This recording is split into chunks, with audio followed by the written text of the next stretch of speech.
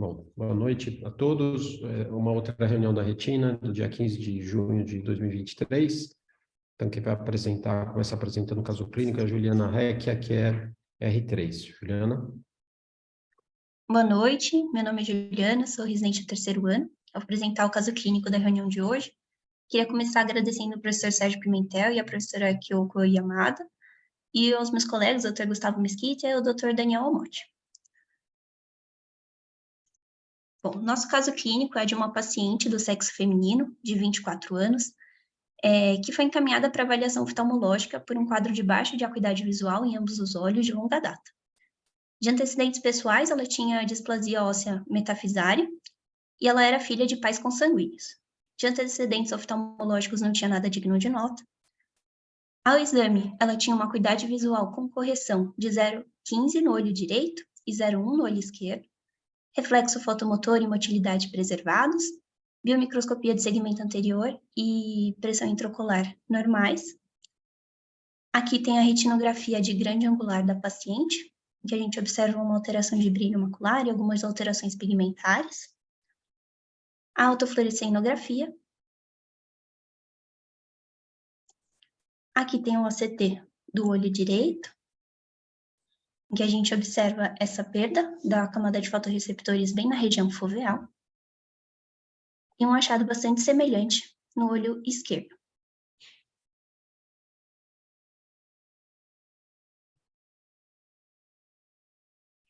Então, com esse quadro de uma paciente jovem de 24 anos, uma visão de 0,15 e 0,1, apresentando esses achados, eu queria abrir para a discussão de hipóteses diagnósticas. Muito bom. Então, André, você quer fazer algum comentário? Então, o paciente de 24 anos já tem uma visão, uma redução visual simétrica, tem uma alteração no OCT também bastante simétrico, fundo de olho parecido, autofluorescência, tem um quadro, tem uma simetria, ela tem essa alteração sistêmica, essa displasia de metáfise, né? O que você acha aí como é que você começaria a fazer essa investigação, André?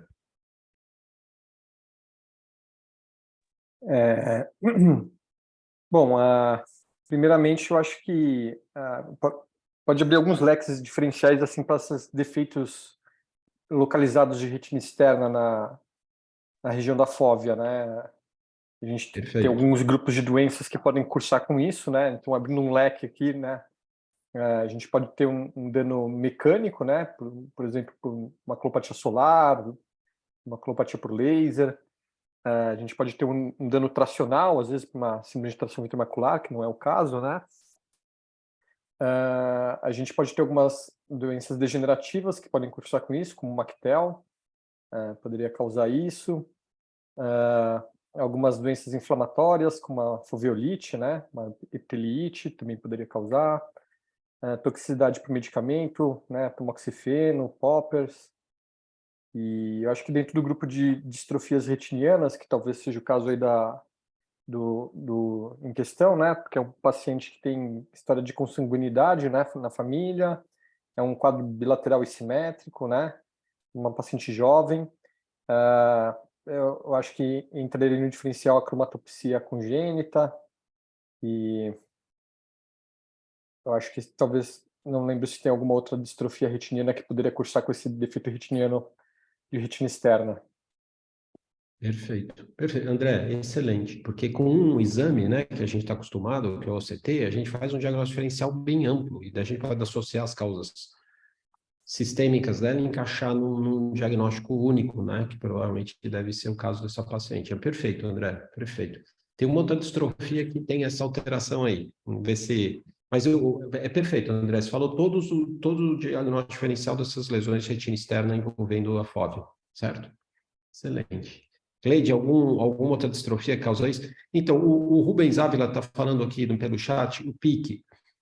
A lesão do PIC é um pouco diferente. Você tem, em geral, essas lesões têm uma neovascularização associada e tem envolvimento do EPR, né?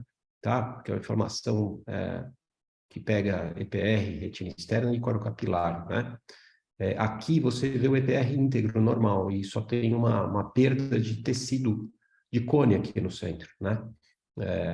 fóvea mesmo, tá? Então, eu acho que PIC não entraria como diagnóstico diferencial aqui, mas tudo bem, paciente jovem, mulher jovem, né? Bem lembrado, tá? Cleide, alguma coisa a mais aqui que você pense? Bom, algumas fases do Stargardt pode apresentar uma alteração parecida, mas acho que o que me chama a atenção, excelente o leque de diagnósticos diferenciais do André. Uma coisa em relação à cromatopsia, que parece bastante o aspecto do ACT, é que ela não é uma distrofia, né? É uma doença não progressiva, então valeria a pena investigar se é uma alteração congênita não progressiva, como é que tem evoluído a visão dessa menina, se houve uma progressão ou não, lembrando que a cromatopsia também às vezes cursa com fóvea plana, que essa paciente não apresenta. Agora, o fato dela ter história de consanguinidade e ter alguma outra alteração sistêmica, enfim, sugere que a gente deva fazer aí uma investigação genética. Muito bom, muito bom. Tem um outro chat aqui. O Eduardo Kesselman falou por toxicado de niacina. Niacina, o que eu lembro, Eduardo, é edema macular, né? Então, mas não perde tecido assim como perdeu, mas é outra lembrança de alteração secundária à toxicidade que envolve a região foveal, né? Então, assim, eu acho que a principal hipótese aqui, pela simetria do quadro, seria uma distrofia retiniana, né? E a Juliana vai mostrar aqui outros exames complementares que ajudam a gente a fazer o diagnóstico dessa distrofia, tá? Então, Juliana, você quer continuar? Então, só complementando um pouquinho dos achados sistêmicos da paciente, que ela tinha essa displasia metafisária, é uma paciente que ela tinha uma baixa estatura severa, um arqueamento dos membros inferiores, ela não tinha nenhum dismorfismo facial e o desenvolvimento cognitivo era normal. Aqui a gente tem uma foto da paciente quando ela tinha 14 anos, que fica bastante evidente a baixa estatura e essa alteração de membros inferiores. E aqui nas radiografias dá para notar esse encurtamento dos ossos longos, principalmente aqui, se a gente olhar o fêmur, e uma irregularidade da metáfise. Foi questionado também sobre outros familiares, se apresentavam alguma alteração semelhante, e foi encontrada uma prima um pouquinho mais distante, também filha de pais consanguíneos, que apresentava essa alteração óssea e uma alteração visual também semelhante à da paciente. A paciente foi então submetida a um teste genético, que foi positivo para variantes bialélicas em homozigose no gene PCYT1A, fechando o diagnóstico de uma displasia espondilometafisária com distrofia de cones e bastonetes. Posso seguir para ele? Já pode, daqui a pouquinho. Então, essa era outra distrofia que estava envolvida, que a cromatopsia envolve também a região central, né, de cones, né? Tem uma herança autossômica dominante, essa autossômica recessiva, e então essa é outra distrofia que pode dar esse tipo de alteração no OCT. Então, é interessante que com uma imagem de OCT, a gente abre um leque de diagnósticos diferenciais para várias patologias com várias etiologias distintas, né? Como o André abriu. Então, pode ser uma doença degenerativa como Actel, pode ser uma alteração tracional como síndrome de tração venicular e eventualmente o buraco macular começando, retinopatia solar, as toxicidades por poppers que a gente já apresentou aqui, por tamoxifeno que a gente já apresentou aqui também, né? Então, abre esse diagnóstico diferencial, fica mais fácil de a gente determinar o diagnóstico. E antes disso, esse caso foi publicado pela Kyoko, né? A Maria Kyoko Yamada. Então, eu queria que ela comentasse esse caso, como se apresentou e como é que foi a publicação, antes de a Juliana fazer a revisão. Kyoko? Boa noite. Bom, esse caso foi publicado há muito tempo atrás. Na realidade, eram 2 famílias consanguíneas, e a gente tinha 4 indivíduos. Na primeira família, a gente tinha um membro de sexo masculino e outro de feminino, e na segunda família, que faz parte essa jovem que está sendo apresentada, que eram 2 primas, mas assim, meia distantes, que também tinha consanguinidade e apresentava a mesma condição. A gente examinou os 4 membros. Tinha uma criança muito pequena de 2 anos que a gente não conseguiu fazer muitos exames, mas assim, os maiores a gente conseguiu examinar. Elas estavam, acho que numa fase em torno de 17 anos e as meninas em torno de 11, 14 anos, quando a gente examinou. E a criança tinha um menino já de mais idade, que tinha 17 anos, que era da segunda família. Ele não só tinha as alterações retinianas, as alterações ósseas descritas dentro da síndrome, mas ele também tinha alterações retinianas mais extensas e tinha um coloboma de nervo óptico, então ele tinha umas alterações mais extensas e um rebaixamento visual maior. E as meninas, elas tinham mais uma alteração na realidade de brilho foveolar, sem grandes alterações retinianas que a gente pudesse observar na oftalmoscopia. E como elas tinham já um diagnóstico, uma suspeita diagnóstica da espondilometafisária, da displasia, e ela estava sendo acompanhada pelo pessoal da genética do Instituto da Criança, a gente fez a complementação do exame dessas crianças através da eletrofisiologia. Então, a gente observou, assim, no menino mais velho, praticamente a gente não tinha resposta no eletroretinograma de campo total, e nas nas 2 meninas, a gente tinha uma resposta no eletroretinograma de campo total, mas com uma quase extinção de respostas fotópicas e a resposta escotópica ainda bastante preservadas, mas já no limite inferior da normalidade, né? Isso leva, então, a uma condição que eles associam, que seria a distrofia cones e bastonetes, progressiva. Em geral, elas começam com a afecção de cones e depois elas afetam bastonetes. Então, elas têm uma perda visual central importante e depois ela vai tendo uma perda mais difusa mesmo. E o que a gente conseguiu na época ver, assim, muitas vezes essas crianças nascem com uma capacidade visual boa, sem grandes alterações no fundo de olho, mantém boa visão por vários anos de vida, e alguns chegam até a vida adulta ainda com visão boa e depois eles vão perdendo visão. Então, ela tem uma associação do envolvimento tanto da retina quanto dos ossos, né? E o que leva a isso é por uma alteração na regulação do metabolismo da fosfatildietilcolina, que ela é necessária quando você tem, por exemplo, nos cones, normalmente a gente vai tendo a perda de discos externos e a reformação desses discos, e essa enzima é importante na reformação desses discos, e isso leva, então, a essa perda da função de cones.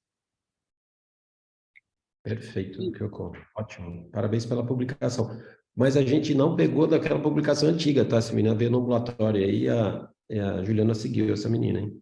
Uhum. Só lembrando uma outra coisa da distrofia de cones, bastonetes, ela pode ser, a Juliana vai falar isso, eu só estou antecipando, mas estou antecipando por um motivo. Ela pode ser não sindrômica, não ter associação com outras alterações sistêmicas, mas tem 3 alterações de distrofia de cones que dão alterações em outros órgãos, forma uma síndrome. Uma é essa, a displasia espondilometafisária, que a gente nunca tinha apresentado, mas as outras 2 a gente apresentou aqui. A outra é a ataxia espinocerebelar do tipo 7, que apresentou como imagem da semana, uma atrofia geográfica na região central, faz o diferencial com uma atrofia geográfica de pacientes mais jovens que têm ataxia cerebelar, tá?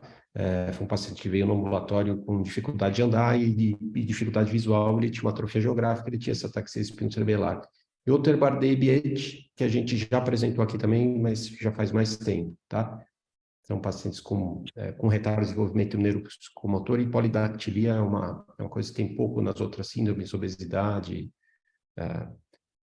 Então, dessas 3 diagnósticos diferenciais sindrômicos, a gente apresentou os 3 aqui, tá, Juliana? Então, pode continuar. Faz tua revisão. Obrigado, Kyoko. Bom, então, só comentando um pouquinho da distrofia de cones e bastonetes, é uma distrofia retiniana hereditária, que pertence ao grupo das retinopatias pigmentares. Ela tem uma prevalência em torno de 1 para 40 mil indivíduos, e a forma mais comum, como o professor comentou, é a forma não sindrômica. E alguns casos mais raros são acompanhados de alterações sistêmicas, que seriam as formas sindrômicas. Entre elas, tem a síndrome de Bardet-Biedl, que é uma condição autossômica recessiva, e sistemicamente o paciente vai ter polidactilia pós-axial, obesidade, hipogonadismo, deficiência intelectual e atraso psicomotor, e alterações renais, que inclusive pode gerar insuficiência renal. Outra forma sindrômica é a ataxia espinocerebelar do tipo 7, que é uma condição autossômica dominante, e o paciente vai ter clinicamente a ataxia cerebelar, pode ter disfagia e disartria. E aqui a condição da nossa paciente, que é a displasia espondilometafisária, associada à distrofia de cones e bastonetes, que eu vou detalhar um pouquinho mais a seguir.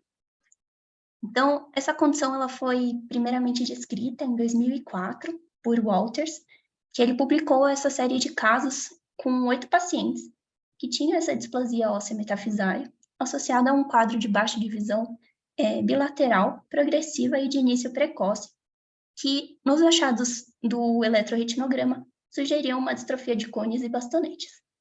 Nesse primeiro relato, a avaliação oftalmológica ela ainda não tinha sido realizada de uma forma tão detalhada em todos esses indivíduos, mas posteriormente foram surgindo novos relatos de casos semelhantes, confirmando essa associação da displasia espondilometafisária com a distrofia de cones e bastonetes. E aqui está o estudo que a gente comentou, com a participação da professora Kyoko, em que essa paciente do caso de hoje foi uma dos indivíduos relatados, né, dos 4 indivíduos relatados, e que na época ela tinha 14 anos. Bom, então, essa condição ela é uma doença autossômica recessiva, causada por uma mutação em homozigose ou em heterozigose composta no gene PCY-T1A. Esse gene ele codifica a enzima colina-fosfato citidiltransferase A, CCCTA, que transforma a fosfatocolina em citidina difosfatocolina. Aqui eu trouxe um esqueminha para facilitar o entendimento. Então, essa enzima ela faz parte da via de síntese da fosfatidilcolina. E uma alteração no gene PCY-T1A, levando a uma deficiência dessa enzima, vai acarretar a um aumento dos substratos nessa via, né? Então, vai ter um aumento dos níveis de acetilcolina e uma redução dos produtos da via. Então, uma redução dos níveis de fosfatidilcolina. E os mecanismos que são levantados para as alterações causadas são que o aumento dos níveis de acetilcolina geraria um desbalanço do cálcio celular, que é importante tanto no metabolismo ósseo como no metabolismo das células retinianas, e além disso, o aumento dos níveis de acetilcolina geraria uma alteração no citoesqueleto, levando a uma perda de adesão celular. Outro mecanismo levantado é que a redução dos níveis de fosfatidilcolina levaria a uma indução de apoptose secundária, isso porque a fosfatidilcolina é um dos fosfolípides que compõem a membrana plasmática celular, ajudando na estabilidade da célula. E clinicamente, então, o paciente ele vai ter essa baixa estatura severa, o arqueamento progressivo de membros inferiores, a platispondilia, que é esse achatamento do corpo vertebral, que a gente vê nesse raio-x, aqui evidenciado pela seta preta, que pode gerar, inclusive, uma cifose, e nos ossos longos vai ter um encurtamento associado a essa irregularidade metafisária, como a gente observa nesse raio-x, com a seta branca. Da parte ocular, então ele vai ter a distrofia de cones e bastonetes, que clinicamente o paciente vai relatar uma baixa de acuidade visual central progressiva e vai ser um sintoma bem precoce. Associado a isso, ele pode apresentar fotofobia, descromatopsia e nictalopia. No fundo de olho, a gente pode ter desde uma mácula com aspecto normal, associado a diferentes graus de palidez de disco, Alterações pigmentares na região macular também são frequentes e pode ter graus variados de atrofia retiniana. Aqui só para ilustrar, então, aqui na imagem esquerda, um fundo de olho um pouco mais inocente, só com algumas alterações pigmentares na região macular. E aqui à direita, já um fundo de olho com diferentes graus de atrofia retiniana. Aqui, no campo visual, o paciente pode apresentar um escotoma central de aparecimento precoce, seguido de perdas variadas na visão periférica, e no eletroretinograma, uma redução da amplitude das ondas A e B, com acometimento principalmente da resposta fotópica em relação à escotópica. Aqui eu trouxe um exemplo de um eletroretinograma, em que a gente vê uma redução importante da resposta mediada pelos cones, com uma resposta mediada pelos bastonetes relativamente preservada. E aqui é o eletroretinograma da nossa paciente quando ela tinha 14 anos, que a professora Kyoko estava comentando, que a gente observa que a resposta fotópica é bastante reduzida, enquanto que a resposta escotópica ainda estava ali no limite inferior da normalidade. E esse aqui é o eletroretinograma multifocal da paciente quando ela tinha 14 anos, que a gente já observava uma redução da função, principalmente ali na região foveal. Com relação ao OCT, em estágios mais iniciais, pode haver apenas uma diminuição da espessura macular, que pode evoluir posteriormente para uma perda da camada de fotorreceptores e, em casos mais avançados, a uma atrofia da retina externa. Aqui eu trouxe, então, só alguns diagnósticos diferenciais que já foram levantados também na discussão do caso. O primeiro deles seria a cromatopsia, né, uma condição retiniana de acometimento bilateral, que vai levar a uma baixa de visão, fotofobia e uma dificuldade bastante importante na discriminação de cores. É uma condição autossômica recessiva. No fundo de olho, pode ser desde normal a evoluir com algumas manchas, atrofias de epitélio pigmentar da retina, e no CT vai ter essa área hiporrefletiva na fóvea por conta da perda de segmento externo de fotorreceptores.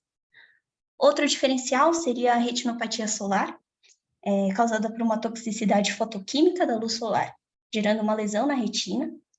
Esses pacientes podem ter uma baixa de visão leve a moderada, com escotomas centrais ou paracentrais, e o fundo de olho pode ser normal ou ter essa mancha amarelada na região foveal. No OCT também vai ter uma perda da camada de fotorreceptores e pode ter essa banda hiperrefletiva também, como mostrado aqui na imagem. Outro diferencial é uma maculopatia por poppers, que é uma droga inalável. No fundo de olho a gente pode ter essas alterações pigmentares e no OCT também vai ter essa disrupção da camada de fotorreceptores na região foveal. Por fim, só comentando um pouquinho da conduta nos casos da displasia espondilometafisária com distrofia de cones e bastonetes.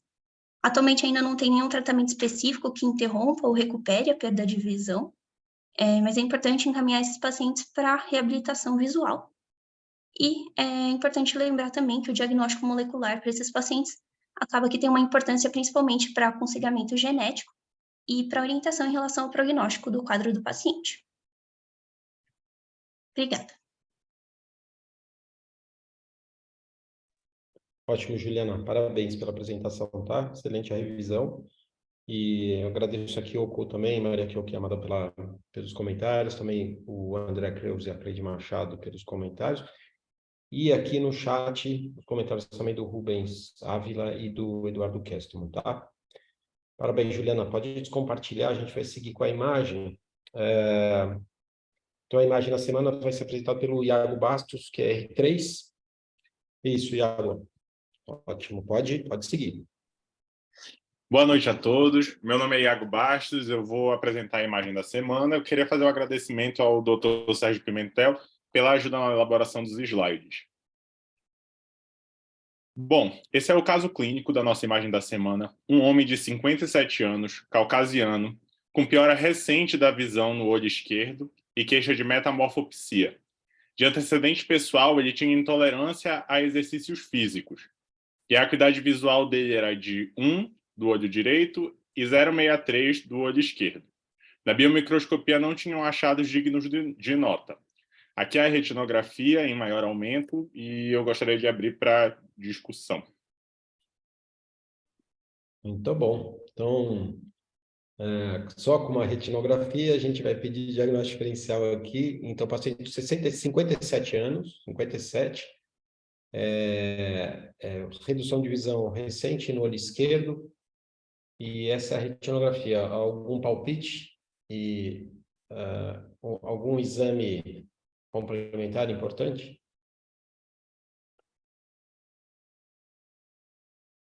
Bom, só Leide?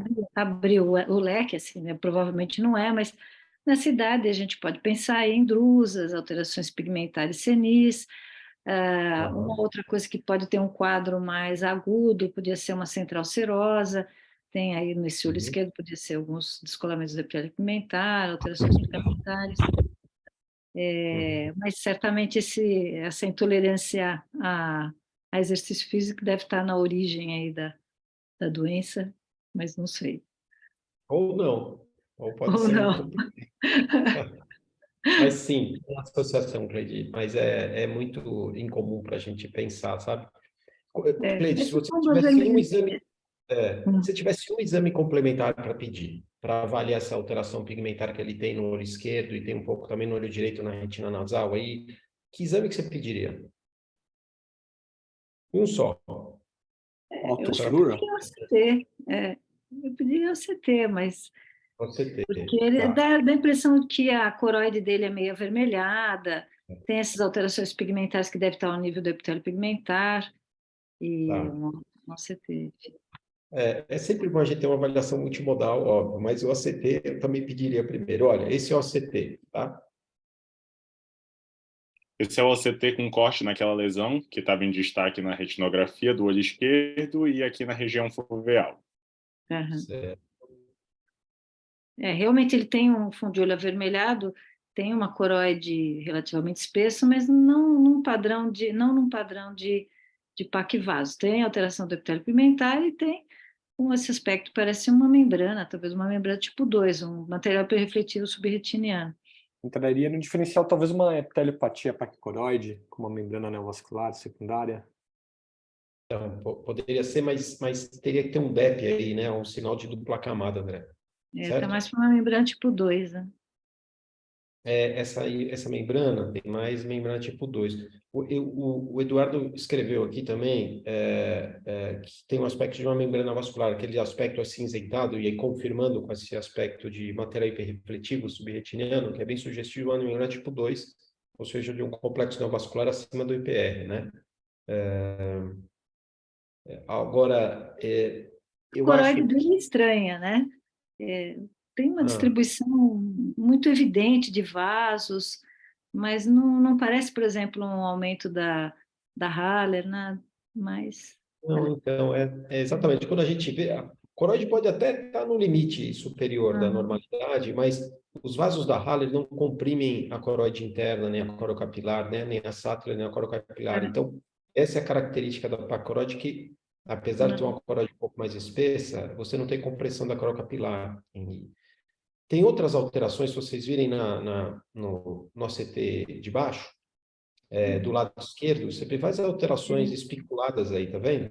Ele usa alguma droga cronicamente, alguma medicação? Não que eu saiba, né? Tem alguma doença sistêmica hematológica? É você que tem que saber isso. André, não. André, mesmo se falasse, eu não saberia dizer a correlação, sabe? Ele tem uma doença sistêmica, sim, mas é incomum a gente ver essa associação, sabe? Mas, além disso, a gente vê que ele tem uma alteração difusa pigmentar, como a gente vê na imagem ao lado, né? No OCT, certo? Então... Um espessamento, uma irregularidade do epitélio pigmentar. Né? Quer ver? Agora, tem uma imagem que vai... Eu pedi justamente para o Iago não mostrar essa imagem de autofluorescência, porque a autofluorescência fecha o diagnóstico. Então, é difícil fazer o diagnóstico quando essa doença retiniana não tem um padrão digamos, entre aspas, pacto binomônico, nem na retinografia, nem no ACT, certo? Aí eu concordo com vocês, a seta branca aponta para uma membrana vascular tipo 2, certo? E a seta azul mostra uma falha de retina externa que esse paciente tem, né? Talvez associado à membrana vascular. A próxima é a autofluorescência, Thiago? Ainda não, professor. Eu mostrei primeiro a endocianinografia. Uhum. E é interessante que na endocianina a gente vê essas alterações pigmentares, certo? E não vê um hotspot naquela área da membrana. Eu pedi para o Iago ver direitinho onde é que estava aquela área. Parece uma imagem em placa, mas formada por vários pontinhos hipersenescentes aí. Não é uma imagem típica de uma membrana vascular, mas ele tem a membrana vascular, né? Eu acho que acrescentou alguma coisa a endocianina? Dá para ver que tem um mosqueamento mais difuso aí do EPR. Do EPR não digo, né? Mas tem um mosqueamento difuso aí, né? Tem. A autofluorescência vai conseguir mostrar melhor, né? É que a retinografia colorida já dava uma pista que era alguma coisa de EPR, assim. Mas... Sim. Tá vendo, Iago, como foi bom mostrar a autofluorescência só no final? Aqui está a autofluorescência. Então, o que sugere para vocês essas alterações lineares aí em torno da mácula, mais ou menos simétricas? A gente pode falar de distrofia padrão aí? Tem um quadro que é uma distrofia padrão que parece uma coisa inflamatória, não é? Não, é uma distrofia padrão mesmo. É uma padrão só? Uhum. Agora, Cleide, você já viu distrofia padrão está associada com membrana vascular? Eu vi várias distrofias padrões. O que eu estava comentando com o Iago é que a gente vê mais distrofia macular viteriforme do adulto, né? Isso, A distrofia macular, que não é o caso desse paciente, a distrofia macular são lesões viteliformes simétricas, 2 horas aparece uma lesão amarelada na fóvea, você faz o OCT, essa lesão refletiva na fóvea. Esse paciente, ao longo do tempo, vai perdendo visão por alteração no EPR, na retina externa, é assimétrica, e isso pode dar membrana vascular associada. Então, uma outra expressão fenotípica da distrofia padrão, a distrofia macular viteliforme do adulto, pode estar associado com membrana vascular. Mas a gente vê menos esse padrão reticular, né, da distrofia padrão, né? Sim. Aliás, a gente trouxe uma vez um caso que fez o diagnóstico diferencial entre... A paciente tinha pseudodrusa reticular e tinha depósitos viteliformes nesse padrão de distrofia padrão. Era um caso até que foi a Mariana Misawa que apresentou. E a gente fez o diagnóstico e ela tinha uma membrana vascular entre uma DMRI simplesmente, né, e uma distrofia padrão com membrana vascular. Eu me lembro que a gente fez, tem na literatura, mas realmente é raro, né? Uhum.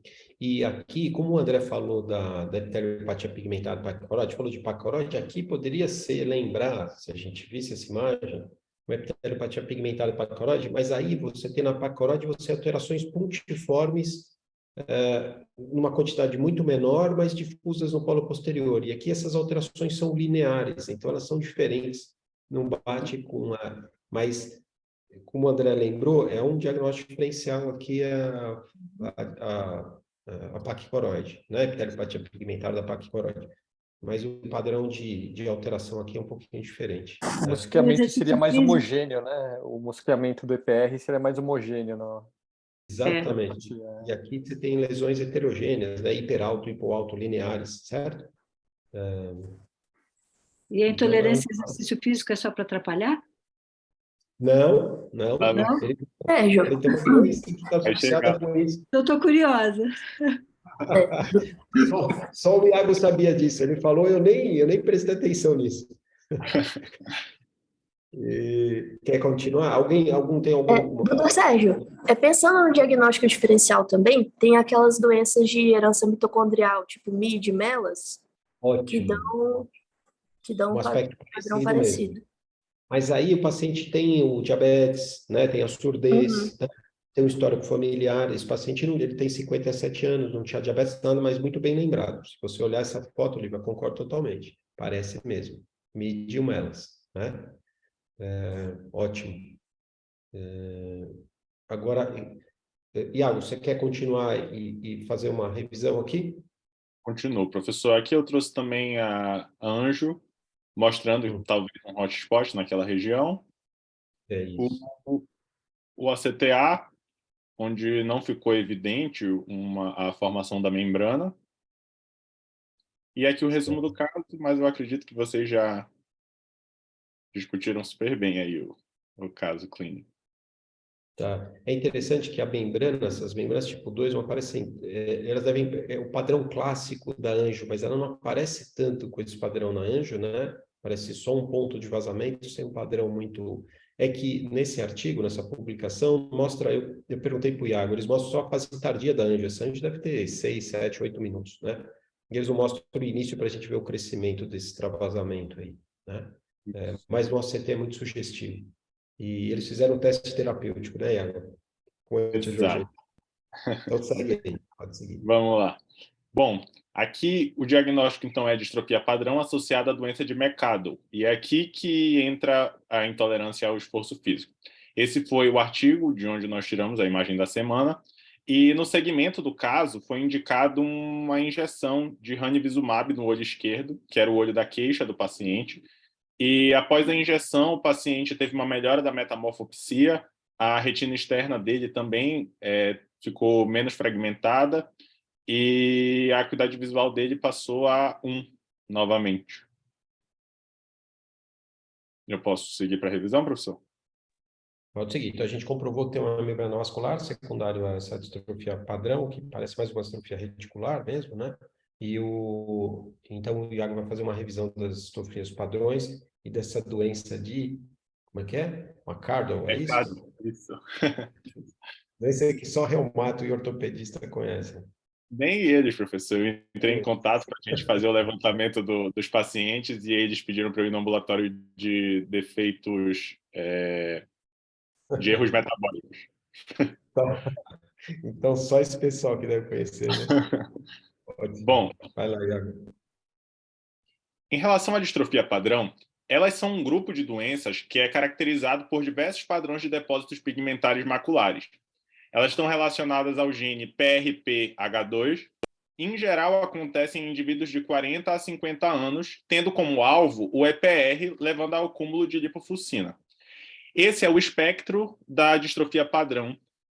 E só para exemplificar cada uma delas, nós temos a distrofia viteliforme foveolado adulto, que o professor Sérgio já comentou, com essa lesão branco-amarelada no fundo de olho e hiperautofluorescente. A distrofia padrão multifocal simulando fundos flabimaculatos, em que a gente tem essas alterações que simulam fleckings.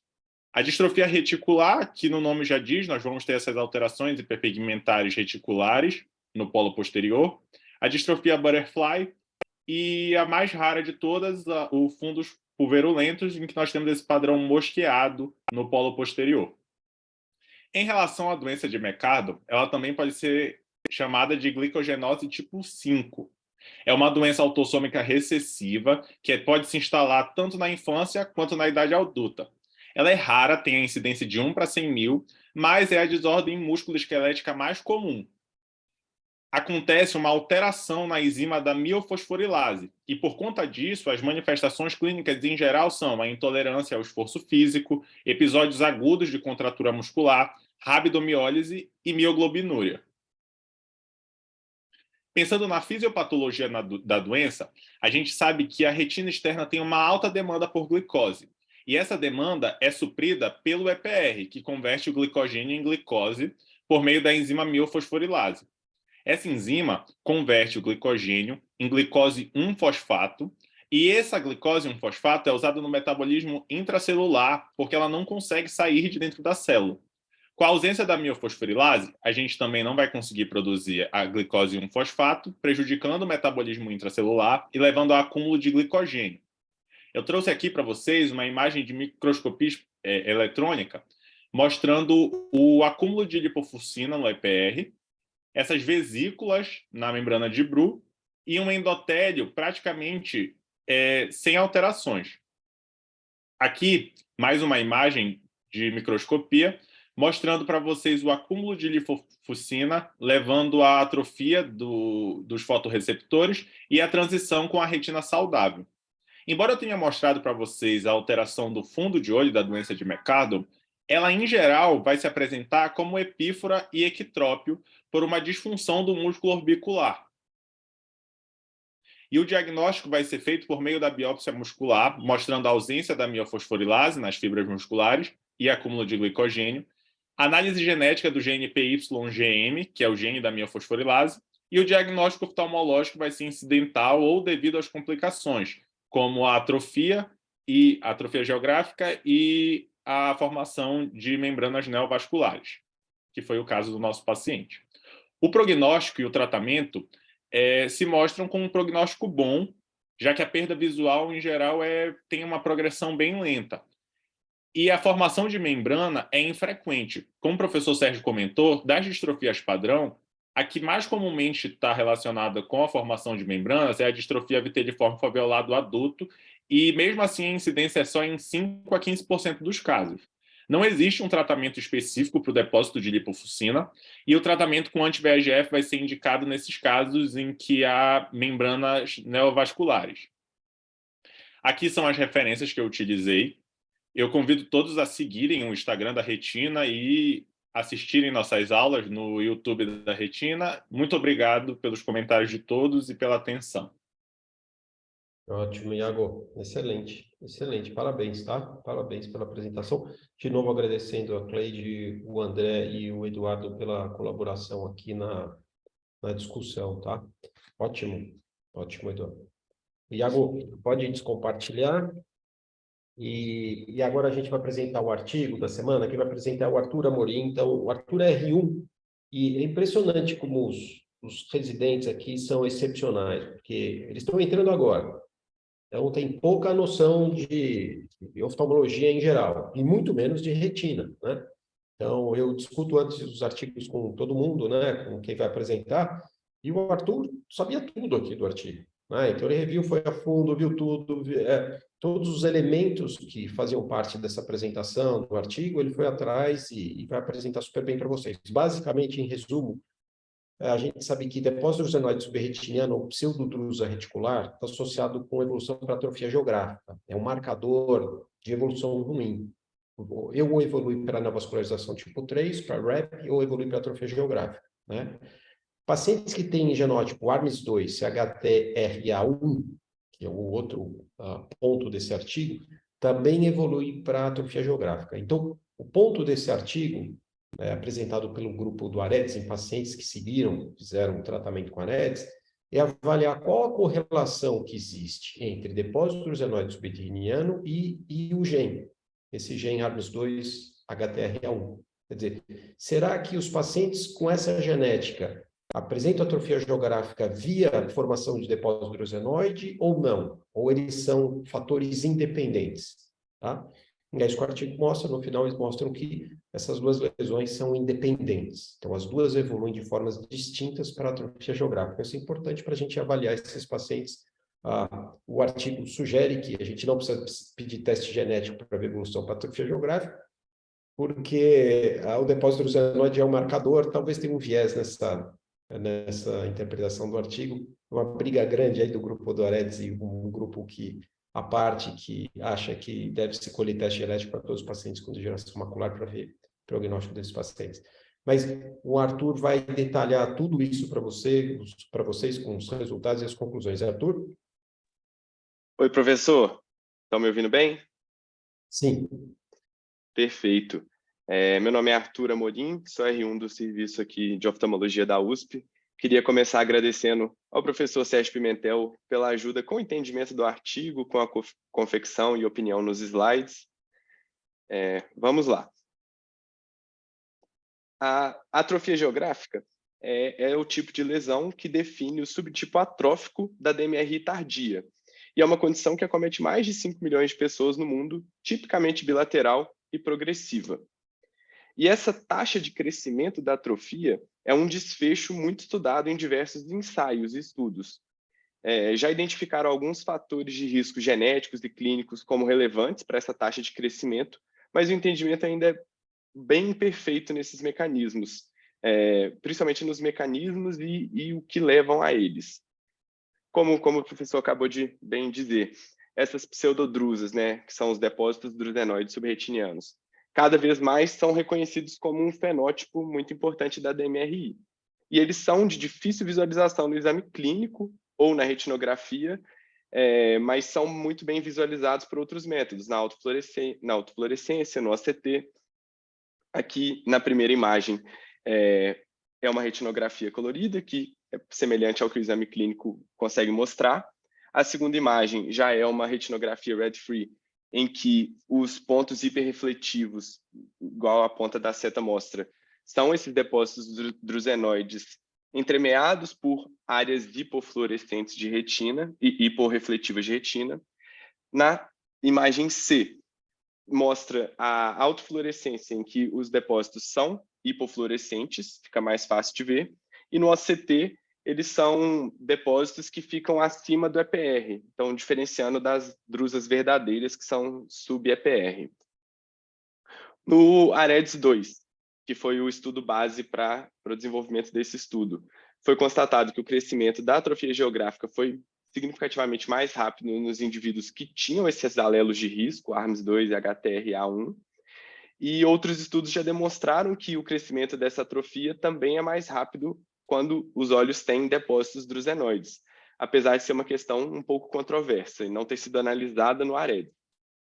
Então, o artigo que foi publicado em maio desse ano pela Ophthalmology, Reticular Pseudodrusen Status, ARMS2, HTRA1 Genotype and Geographic Atrophy Enlargement, foi o dessa semana.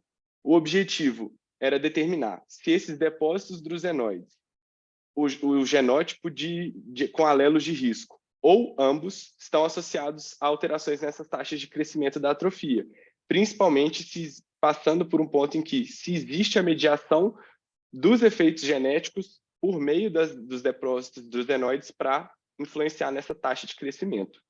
Foi uma análise post-hoc do estudo de corte do AREDS 2, em que foram avaliados 771 olhos. O método utilizado no AREDS foram retinografias anuais, e a partir disso fizeram uma regressão de modelo misto dessas áreas de atrofia pela presença ou ausência dos depósitos, levando em consideração o genótipo ou ambos. Então, a ideia era avaliar se há uma mediação por meio dos depósitos drusenoides para chegar numa influência na taxa de crescimento. O efeito direto é por meio dos alelos de risco, diretamente causando essa taxa acelerada de atrofia, e o efeito indireto seria passando por meio desses depósitos drusenoides para chegar no desfecho.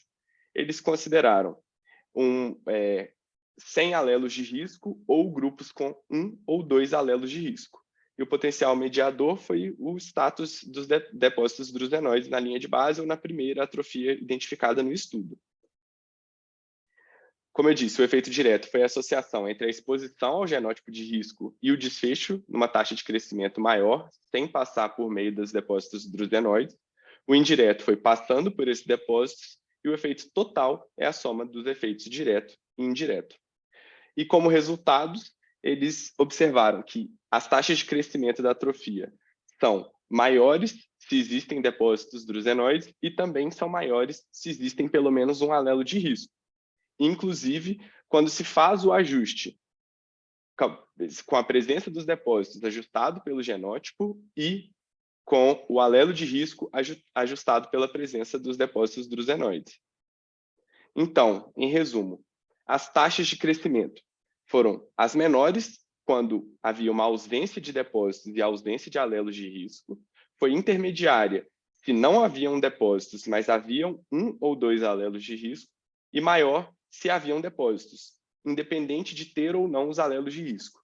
E uma coisa curiosa foi que eles encontraram um N muito pequeno para poder avaliar se haviam, no caso de ter depósitos drusenoides subretinianos, sem ter os alelos de risco.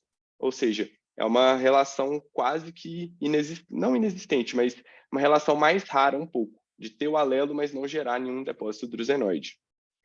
E após fazer as análises de mediação, eles viram que os efeitos diretos, ou seja, não necessariamente tendo um potencial de mediação das pseudodrusas.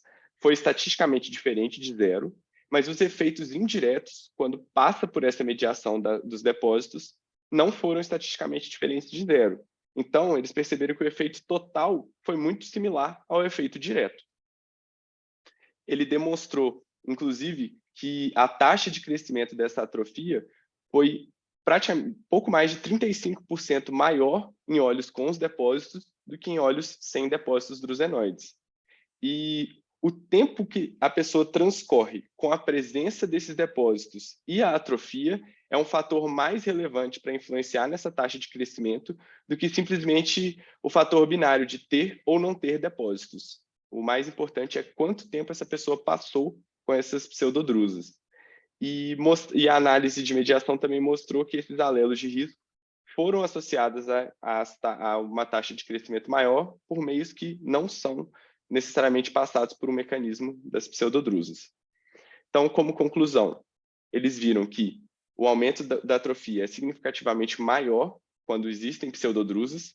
Então, essa informação de presença ou ausência de pseudodrusas melhora a acurácia prognóstica dos pacientes por si só.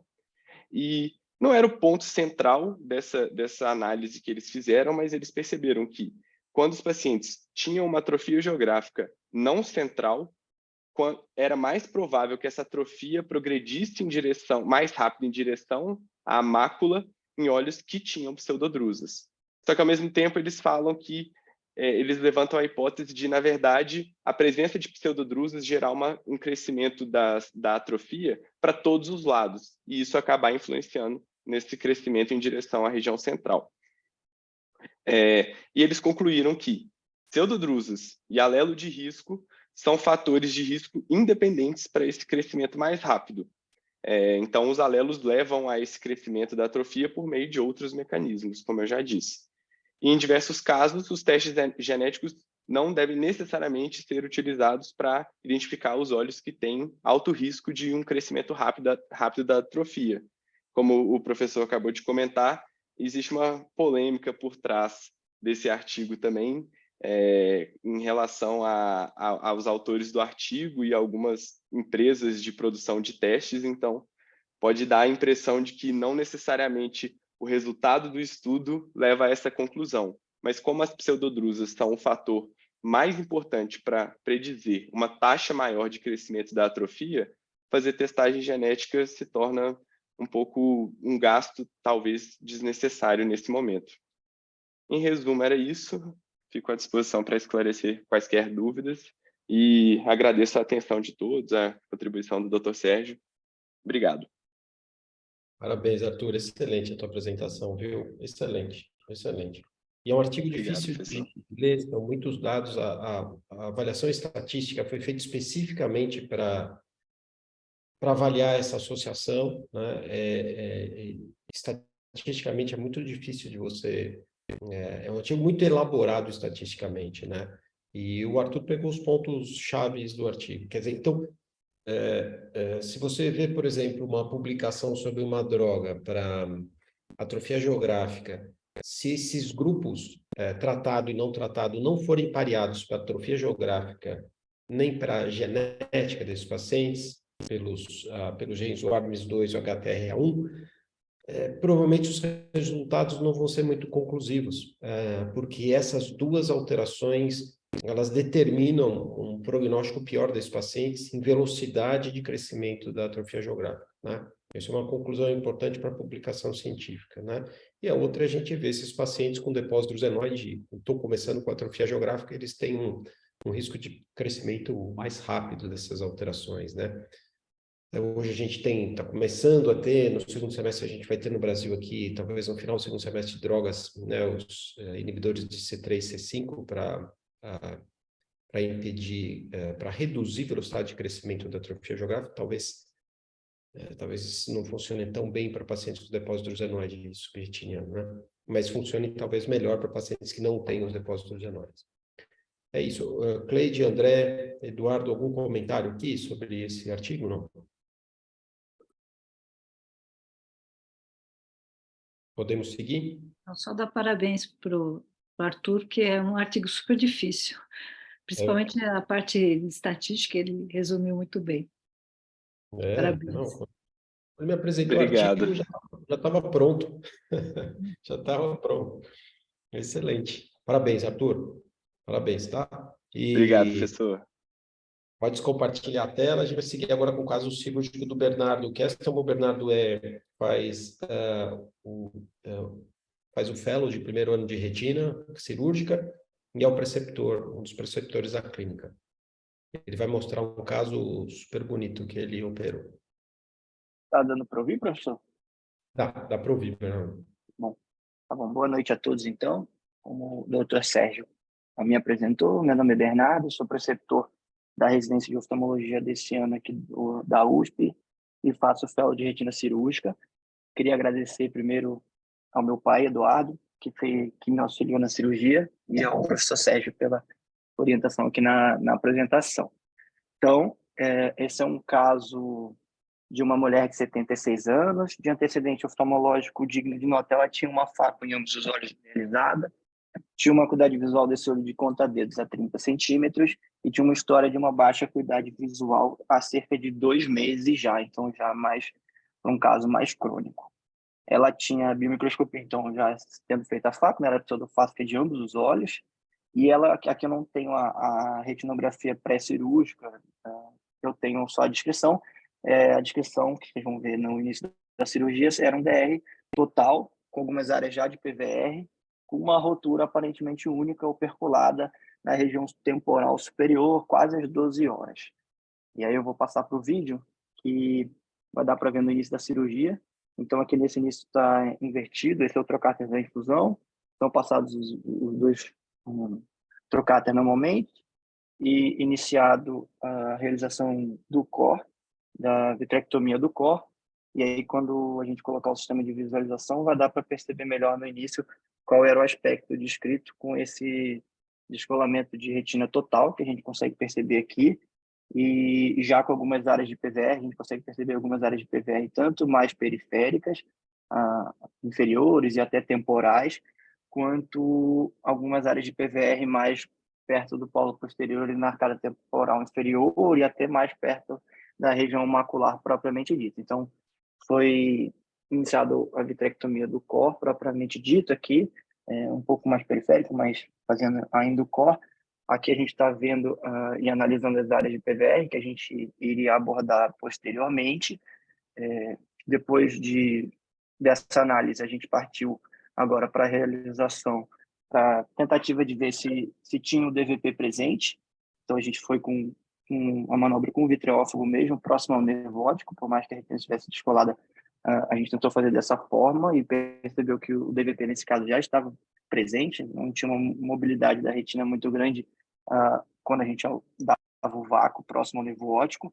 E aí, depois da gente perceber que o DVP era presente, a gente partiu para a abordagem dos PVRs que estavam mais no polo posterior. Então, a gente usou a pinça aqui primeiro na região da arcada temporal inferior, que a gente consegue perceber a retirada bem nítida desse PVR, com a melhora da mobilidade da retina nessa região, e depois a gente partiu para a abordagem desse PVR, que era mais até na região macular, ali próximo à arcada temporal superior agora, também tinha uma área de adesão bem importante, e também saindo esse PVR, melhorando a mobilidade retiniana nessa região. E aí, depois que a gente abordou o PVR do polo posterior, a gente colocou o perfluor e foi abordar os PVRs que eram mais periféricos. Nós sabemos que a retina estava bem móvel ainda, então ela vinha bastante quando a gente tentava tracionar essa região do PVR, mas com calma a gente conseguiu retirar o PVR sem causar nenhuma rotura, nada iatrogênico. E aí, já com o PVR, já tendo abordado já com o perfluor, já tendo abordado esses lugares do PVR, a gente foi para a base vítrea, né, o shape da base vítrea.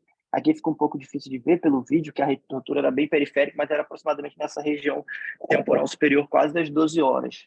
Então, a gente foi realizando a base vítrea, a gente identificou a rotura, fez a troca na região da rotura. Aqui vai dar para ver melhor na hora do laser, a rotura era bem periférica, então a gente fez a troca na região da rotura propriamente dito superior. Aqui sendo realizado o laser, a gente fez o laser tanto num látice nasal, que o paciente apresentava bem grande, quanto nessa região superior ali em cima. E aí a gente completou o fax, né, a retirada do líquido, tanto próximo ao nervo quanto na região da rotura. Ali mais em cima a gente consegue ver quando é realizado onde foi realizado o laser, ali em cima, bem periférico. E esse é o aspecto final, já com a retina bem assentada e o laser nessa região superior e indo para a região nasal, drenando esse líquido, e foi optado por, no final da cirurgia, usar como tamponante o C3F8. E aí, essa é a cirurgia. E aí, alguns pontos para discussão que eu trago no vídeo seriam se alguém faria algum passo diferente dentro dos passos da cirurgia, tentaria de alguma maneira diferente, e em relação principalmente ao tamponante, se a gente optou por deixar com C3F8, no final da cirurgia dá para perceber, vou voltar um pouquinho aqui, fica um pouco de líquido residual macular, mas com comunicação com a rotura, então a gente optou por deixar o gás, até por isso, para auxiliar nisso também. E aí, se alguém deixaria com óleo de silicone, pelo líquido, pela quantidade de PVR, até PVR inferior, e se alguém tentaria tirar todo o líquido retinano, não deixar nenhum líquido no final. E aí, queria a opinião de vocês. Excelente, Bernardo.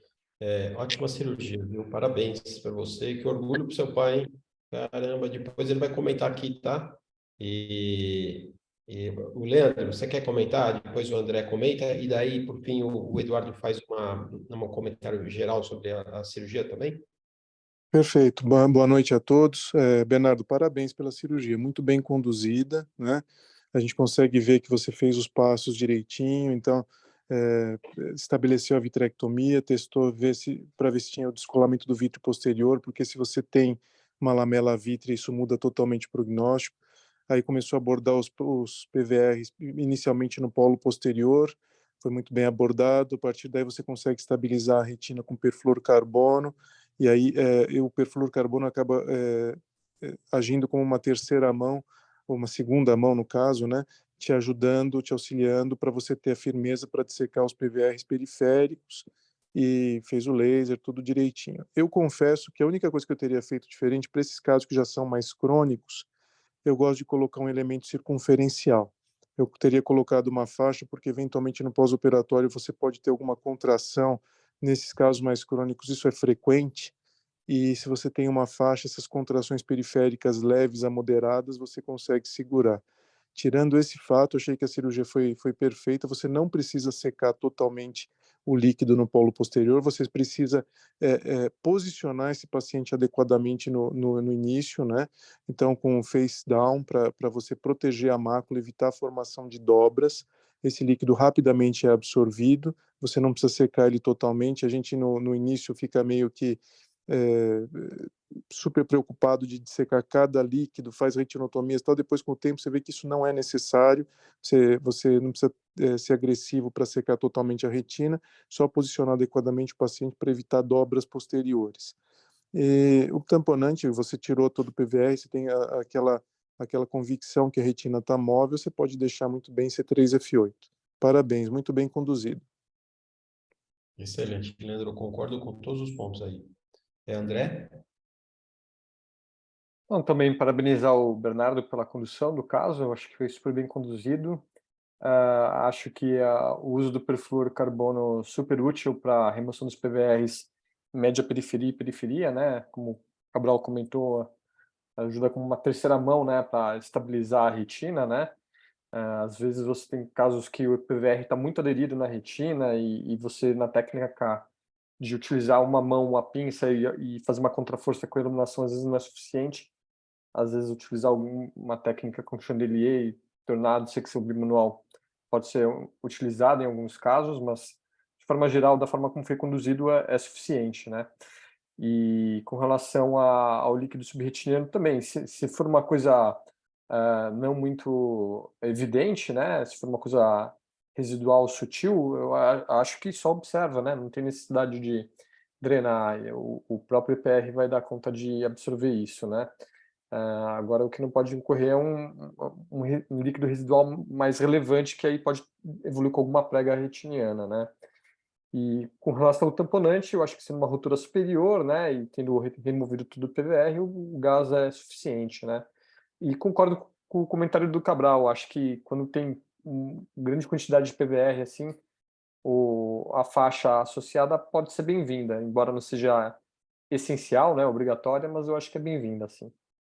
Parabéns, Bernardo. Perfeito, André, ótimo. Só antes do Eduardo comentar, fechar o caso, eu também fazer comentário só para enfatizar também, em concordância, tudo que o Leandro e o André falaram aqui e o que o Bernardo apresentou, né? Primeiro, é importante remover toda a hialoide posterior da retina, para evitar que se deixe áreas de adesão ainda do vítreo, e nessas áreas você pode ter formação de PVR focal, né? Então é importante fazer essa dissecção que ele fez. Depois de secar todo o PVR focal posterior que ele tinha apresentado, ou no equador, né? De secar tudo, como foi falado, ou você faz uma dissecção unimanual, como foi feito, ou se ficar mais difícil, você não conseguir dissecar bem o PVR, você coloca um chandelier e faz a dissecção bimanual. Em alguns casos não é necessário, né? Eu também faria faixa. Sempre que tem algum sinal de PVR que eu tenho que dissecar, eu coloco uma faixa 360, porque é possível que esses pacientes tenham recorrência do descolamento, formação de PVR principalmente inferior. Então, eu concordo com o Leandro, eu colocaria uma faixa 360, faixa 40 ou 42, você faz um ponto por quadrante, é mais fácil, e põe uma luvinha, você perde aí, sei lá, 40 minutos, 45 minutos, mas eu acho que é importante talvez para recidiva. É difícil a gente saber quais casos vão recidivar e os que não vão recidivar, mas na dúvida eu colocaria, em geral, casos com hemorragia vítrea jovem, com descolamento seroso, junto ao descolamento de coroide seroso associado, eles têm maior, hemorragia vítrea, eles têm maior risco, né? A posição do face down para não formar dobra de retina, como o Leandro falou, nas primeiras 24 horas é importante. Então, se sobrou um pouco de líquido, em todos os casos de descolamento, eu peço para o paciente for olhando para o chão. Eu opero de manhã até eu ver ele no consultório no final da tarde, pelo menos, ou até o dia seguinte, se eu for tirar o curativo no dia seguinte, né?